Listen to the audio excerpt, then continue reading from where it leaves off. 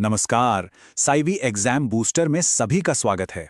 ये हैं हमारे परीक्षा विशेष नोट्स जो UKSSC, state PCS, group C, RO ARO और दूसरे सभी वनडे एग्जाम्स के लिए बहुत जरूरी हैं। आज हम बात करेंगे सम्राट अकबर के शासनकाल की। बिल्कुल वैसे ही जैसे एक टॉपर अपने नोट्स बनाता है, एकदम सटीक और काम की बातें हैं। तो चलिए देखते हैं कि आज हम क्या क्या कवर करने वाले हैं।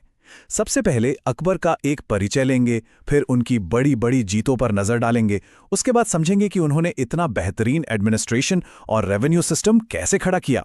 फिर बात होगी उनकी अनोखी धार्मिक नीति की, और आखिर में हम देखेंगे उनके दौर की कला, साहित्य और उनके मशहूर नवरत्नों के बारे में। तो हमारी कहानी की शुरुआत होती है अकबर के शुरुआती जीवन से।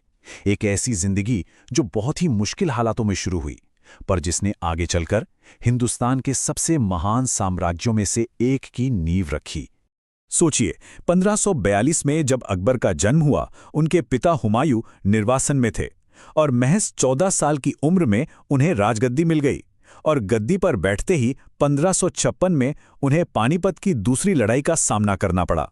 यहीं पर उनके संरक्षक बैरम खां की मदद से मुगलों ने हेमू पर एक ऐसी जबरदस्त जीत हासिल की जिसने मुगल साम्राज्य के भविष्य को तय कर दिया।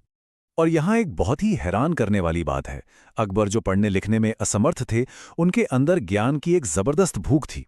वो हर रोज दूसरों से किताबें पढ़वा कर सुनते थे और इसी वजह से उनका दिमाग बहुत तेज और तर्क करने वाला बना।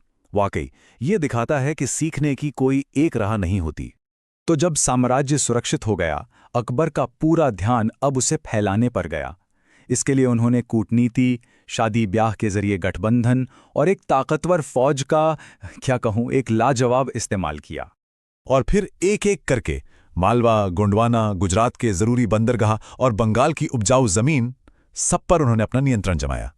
इस तरह उन्होंने एक बहुत बड़े और मजबूत साम्राज्य की स्थापना की जो उपमहाद्वीप के लगभग हर कोने तक फैला था। फिर आती है 1576 की हल्दी घाटी की लड़ाई, जो मेवाड़ के महाराणा प्रताप के खिलाफ लड़ी गई। भारतीय इतिहास में ये एक बहुत ही खास जगह रखती है। हाँ, मुगल सेना ताकत और संख्या में कहीं ज्यादा थी, लेकिन महाराणा प्रताप की बहादुरी और उनके घोड़े चेतक की वफादारी ने इस लड़ाई को हिम्मत और स्वाभिमान की एक अमर कहानी बना दिया। अब सवाल ये है कि इतने बड़े साम्राज्य को आखिर चलाया कैसे जाए। यहीं पर अकबर की असली प्रतिभा सामने आती है। उन्होंने एक ऐसा सेंट्रलाइज सिस्टम बनाया जो आने वाली कई पीढ़ियों तक मुगल शासन की रीढ़ की हड्डी बना रहा। उन्होंने पूरे एडमिनिस्ट्रेशन को चलाने के लिए बड़े बड़े पद बनाए। इनमें से ये 4 तो परीक्षा के लिहाज से बहुत जरूरी हैं। सेना के लिए मीर बख्शी, फाइनेंस के लिए दीवान, धार्मिक मामलों के लिए सद्र उस-सुदूर और शाही घराने की देखरेख के लिए खान ए समा। पर इस पूरी प्रशासनिक व्यवस्था की जो जान थी, वो थी मनसबदारी प्रथा। ये मिलिट्री और सिविल दोनों तरह के अफसरों के लिए एक यूनिक रैंकिंग सिस्टम था। हर अफसर को एक मनसब यानी रैंक मिलता था और उसी से उसका पद, उसकी तनख्वाह और उसे कितने सैनिक रखने हैं, ये सब तय होता था। बड़ा ही शानदार सिस्टम था ये। अच्छा, इतनी बड़ी सेना और इतने सारे अफसर, इन सब के लिए पैसा कहाँ से आएगा? तो इसके लिए अकबर ने अपने जबरदस्त वित्त मंत्री राजा टोडरमल के साथ मिलकर जमीन से टैक्स वसूलने के पूरे सिस्टम में ही क्रांति ला दी। उसे ज्यादा सिस्टमैटिक और न्यायपूर्ण बना दिया। इन सुधारों की नींव थी धैसाला प्रणाली, जो 1580 में शुरू हुई। इसमें सरकार का टैक्स पिछले 10 सालों की औसत पैदावार का 1/3 हिस्सा तय कर दिया गया। इससे हुआ ये कि सरकार और किसान दोनों को पता होता था कि कितना टैक्स देना है।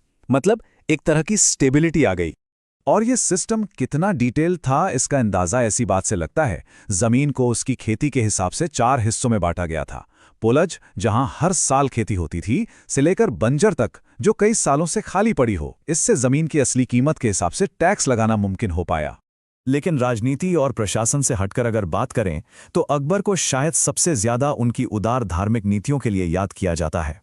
उनकी अपनी आध्यात्मिक खोज का उनके शासन पर बहुत ही गहरा असर पड़ा। उनकी सोच में ये बदलाव धीरे धीरे आया। ये टाइमलाइन देखिए, सब साफ हो जाएगा। पहले उन्होंने हिंदुओं पर लगने वाले तीर्थयात्रा कर और जजिया कर को खत्म किया।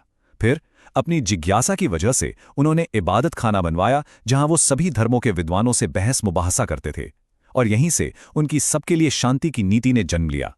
इन्हीं चर्चाओं से उन्होंने सुलह कुल का फलसफा तैयार किया, जिसका मतलब था सार्वभौमिक शांति। मतलब शासन करते समय किसी भी धर्म के आधार पर भेदभाव नहीं किया जाएगा। उस जमाने के लिए ये एक बहुत ही रेवोल्यूशनरी आइडिया था। और इस सोच का नतीजा था 1582 में दीन-ए इलाही। एक बात साफ समझनी चाहिए, ये कोई नया धर्म नहीं था जो वो लोगों पर थोपना चाहते थे। नहीं, ये तो एक नैतिक कोड था जिसमें सभी धर्मों की अच्छी अच्छी बातें शामिल थीं। और मजे की बात यह है कि बीरबल इसे अपनाने वाले अकेले हिंदू दरबारी थे। अकबर का दौर सिर्फ लड़ाइयों और प्रशासन का ही नहीं था। अरे ये तो संस्कृति का एक सुनहरा दौर था। वो कला, आर्किटेक्चर और साहित्य के बहुत बड़े संरक्षक थे और उनके दरबार में एक से बढ़कर एक प्रतिभाशाली लोग मौजूद थे। उनका दरबार 9 रत्नों के लिए मशहूर था, मतलब अपने अपने फील्ड के 9 सुपरस्टारों की एक ड्रीम टीम। इसमें महान संगीतकार तानसेन थे, हाजिर जवाब बीरबल थे, इतिहासकार अबुल फजल थे और फाइनेंस के जादूगर राजा टोडरमल जैसे बड़े बड़े नाम शामिल थे। वाकई टैलेंट का एक संगम था। और हाँ, एग्जाम्स के लिए ये पॉइंट नोट कर लीजिए। अकबर के संरक्षण की वजह से उनके शासनकाल को हिंदी साहित्य का स्वर्ण युग माना जाता है। इस दौर में जबरदस्त रचनात्मक काम हुआ। तो ये था अकबर के शासनकाल का एक एग्जाम फोकस्ड विश्लेषण। सबसे बड़ी बात जो हमें समझनी है वो ये है कि अकबर ही मुगल साम्राज्य के असली वास्तुकार थे।